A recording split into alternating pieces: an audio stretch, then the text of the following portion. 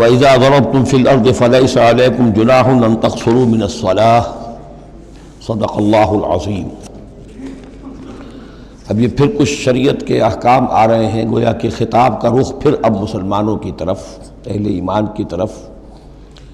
شریعت کے احکام، عبادات سے متعلق تفاصیل۔ اور اے مسلمانوں، جب تم زمین میں سفر کرو تو کوئی حرج نہیں ہے تم پر، کوئی گناہ نہیں ہے کہ تم کچھ کم کر لیا کرو نماز میں۔ ان خفتم ان یفتنکم الذین کفروا، اگر تمہیں اندیشہ ہو کہ تم کو نقصان پہنچائیں گے کافر۔ ان الکافرین کانوا لکم عدوا مبینا، یقیناً یہ کافر تمہارے کھلے دشمن ہیں۔ یہ ہے قصر صلاۃ، لیکن صلاۃ الخوف کی حالت میں، جنگ کی حالت میں قصر کا حکم۔ اور اس میں بھی خاص طور پر جو صورتحال تھی کہ جب حضور کے ساتھ ہوتے تھے تو اب اگر شکل یہ ہوتی کہ آدھا آدھا لشکر علیحدہ علیحدہ نماز پڑھے اور پھر حضور ایک کے ساتھ نماز پڑھیں تو دوسروں کو محرومی کا احساس ہوتا۔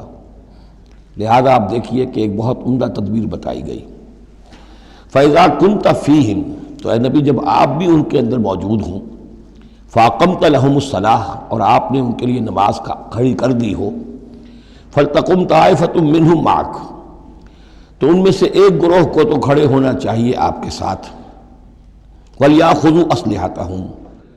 اور جو دوسرے ہیں وہ اپنا اسلحہ لے کر وہ چاق و چوبند رہیں۔ فَإِذَا سَجَدُوا فَلْيَكُونُوا مِنْ وَرَائِكُمْ، تاکہ جب تم سجدہ کرو، جو حضور کے ساتھ نماز پڑھ رہے سجدے میں جائیں تو وہ دوسرا گروہ جو ہے جو نماز میں شریک نہیں ہے وہ ان کی حفاظت کرے، کھڑے رہیں ان کے پیچھے۔ وَلْتَأْتِ طَائِفَةٌ أُخْرَىٰ، اب اس کے بعد ہوتا کیا تھا کہ حضور نے ایک رکعت نماز پڑھا دی اور آپ بیٹھے رہے، دوسری رکعت کے لیے اٹھے نہیں۔ دوسری رکعت مسلمانوں نے خود ادا کر لی۔ اب جب انہوں نے سلام پھیر دیا چلے گئے تو جو پہلے جو تھے جو اس وقت تک شریک نہیں ہوئے تھے وہ حضور کے پیچھے آ گئے۔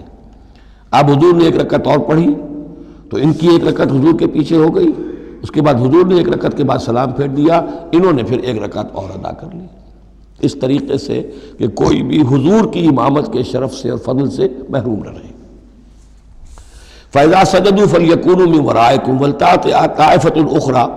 لَمْ يُصَلُّوا فَلْيُصَلُّوا مَعَكَ، اب وہ دوسرا گروہ کو آنا چاہیے کہ جنہوں نے ابھی نماز نہیں پڑھی تھی کہ وہ آپ کے ساتھ نماز پڑھیں۔ وَلْيَأْخُذُوا حِذْرَهُمْ وَأَسْلِحَتَهُمْ، اور ان کو چاہیے کہ وہ اپنی ڈھالیں بھی، اپنا بچاؤ بھی اور اسلحہ بھی ساتھ رکھیں۔ وَدَّ الَّذِينَ كَفَرُوا لَوْ تَغْفُلُونَ عَنْ أَسْلِحَتِكُمْ وَأَمْتِعَتِكُمْ، یہ کافر تو اسی طاق میں رہتے ہیں، اسی امید میں رہتے ہیں کہ تم جیسے ہی غافل ہو جاؤ۔ وَدَّ الَّذِينَ كَفَرُوا لَوْ تَغْفُلُونَ عَنْ أَسْلِحَتِكُمْ، اپنے اسلحہ سے غافل ہو جاؤ، وَأَمْتِعَتِكُمْ، اور اپنے مال و اسباب سے، فَيَمِيلُونَ عَلَيْكُمْ مَيْلَةً وَاحِدَةً، تو وہ تم پر ایک دم ٹوٹ پڑے حملے کے اندر۔ وَلَا جُنَاحَ عَلَيْكُمْ إِن كَانَ بِكُمْ أَذًى مِّن مَطَرٍ، اور کوئی حرج نہیں ہے تم پر، کوئی گناہ نہیں ہے اگر تمہیں کوئی تکلیف ہو یا بارش کی وجہ سے کوئی صورتحال ایسی ہو، اور کنتم مرضى، یا تم بیمار ہو، ان تضعوا اسلحتکم، کہ اسلحہ تو اپنا رکھ دو، وخذوا حذرکم، لیکن صرف ڈھال لے لیا کرو کہ اچانک کوئی حملہ ہو جائے تو اگر پوری تلوار نیزہ وغیرہ سب اپنے جسم پر لگایا ہوا ہے تو نماز کا پڑھنا مشکل ہے، اور یہ کہ حالات ایسے ہیں تو اسلحہ علیحدہ رکھ دیا جائے لیکن ڈھال اپنے پاس موجود رہے، تاکہ اچانک کوئی حملہ ہو تو کم سے کم انسان کو وقت ملے کہ وہ اپنے آپ کو بچا کر اور پھر وہ اپنا اسلحہ بھی لے لے گا۔ ان اللہ اعد للکافرین عذابا مہینا، یقیناً اللہ تعالیٰ نے کافروں کے لیے ایک بہت اہانت آمیز عذاب تیار کر رکھا ہے۔ فَإِذَا قَضَيْتُمُ الصَّلَاةَ، پھر جب یہ نماز اس طریقے سے تم ادا کر لو، فَاذْكُرُوا اللَّهَ قِيَامًا وَقُعُودًا وَعَلَىٰ جُنُوبِكُمْ، تو پھر ذکر کرو اللہ کا، کھڑے ہوئے، بیٹھے ہوئے، لیٹے ہوئے، سواریوں پر چلتے ہوئے۔ وہ ذکر جو ہے وہ ذکر کثیر، وہ صرف نماز کے ساتھ نہیں ہے، بلکہ جیسے سورہ جمعہ میں آیا ہے کہ فَإِذَا قُضِيَتِ الصَّلَاةُ فَانتَشِرُوا فِي الْأَرْضِ وَابْتَغُوا مِن فَضْلِ اللَّهِ وَاذْكُرُوا اللَّهَ كَثِيرًا لَعَلَّكُمْ تُفْلِحُونَ، ہر حال میں جب تم اللہ کو یاد رکھو، اللہ کا ذکر کرتے رہو۔ ادعیہ معصورہ ہیں، اوراد معصورہ ہیں، اوراد مسنونہ ہیں، ان کے سے اپنی زبان کو اور اپنے ذہن کو اور قلب کو ایمان کے ساتھ تر و تازہ رکھو۔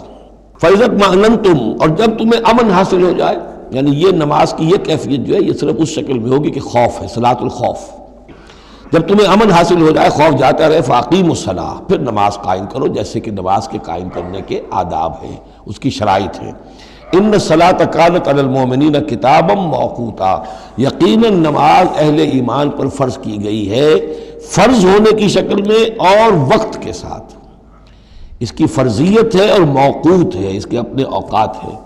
اور اس اوقات کے ضمن میں آپ کو بتا چکا ہوں کہ حضرت جبرائیل نے 2 دن نماز آپ کو پڑھائی، ایک دن 5 نمازیں اول وقت میں، دوسرے دن 5 نمازیں آخر وقت میں، اور بتایا کہ ان کے مابین وقت ہے۔ وَلَا تَهِنُوا فِي ابْتِغَاءِ الْقَوْمِ، اور دیکھو اس قوم یعنی اپنے دشمن کا پیچھا کرنے میں سست نہ بنو۔ اب تو یوں سمجھیے کہ جو حق و باطل کی جنگ ہے وہ آخری مرحلے کو پہنچ رہی ہے، اب آخری مرحلے پہ آ کے تھک نہ جانا۔ وَلَا تَهِنُوا فِي ابْتِغَاءِ الْقَوْمِ، ان کا پیچھا کرنے میں سست مت پڑو، ہمت نہ ہارو۔ ان تکونوا تعلمون، بڑے پیارے الفاظ ہیں، اگر تمہیں کوئی تکلیف پہنچتی ہے، الم پہنچتا ہے، بے آرامی ہے، فإنہم یعلمون تعلمون، تو کیا انہیں نہیں پہنچتا؟ انہیں بھی تو تکلیف پہنچتی ہے، وہ بھی جنگ کر رہے ہیں، وہ بھی زخم کھاتے ہیں، ان کے بھی لوگ مر رہے ہیں، وہ ساری تکلیفیں انہیں بھی پہنچ رہی ہیں، دشمنوں کو بھی۔ وَتَرْجُونَ مِنَ اللَّهِ مَا لَا يَرْجُونَ، اور تم اللہ سے امیدیں رکھتے ہو جو وہ نہیں رکھتے۔ تمہیں تو جنت کی امید ہے، تمہیں اللہ سے مغفرت کی امید ہے، انہیں تو یہ بھی نہیں ہے، تو اس اعتبار سے تمہیں تو ان سے کہیں آگے بڑھ جانا چاہیے۔ جو آخری آیت تھی سورہ آل عمران کی کہ یا ایھا الذین آمنوا اصبروا وصابروا ورابطوا، ان سے تو بڑھ جانا چاہیے صبر کے اندر کہ تمہارا سہارا تو اللہ ہے، وما صبرک الا باللہ۔ ان کے تو یہ من گھڑت قسم کے دیویاں دیوتا، ان کے دل کے اندر ان کی حقیقت میں کوئی قدر و قیمت بھی نہیں ہے، پھر بھی وہ اپنے باطل معبودوں کے لیے اس طریقے سے جان جوکھوں میں ڈال رہے ہیں، تو مسلمانوں تمہیں تو اس سے 10 گنا کرنا چاہیے۔ وَلَا تَهِنُوا فِي ابْتِغَاءِ الْقَوْمِ إِن تَكُونُوا تَعْلَمُونَ فَإِنَّهُمْ يَعْلَمُونَ كَمَا تَعْلَمُونَ وَتَرْجُونَ مِنَ اللَّهِ مَا لَا يَرْجُونَ وَكَانَ اللَّهُ عَلِيمًا حَكِيمًا، اور یقینا اللہ تعالی علیم ہے اور حکیم ہے۔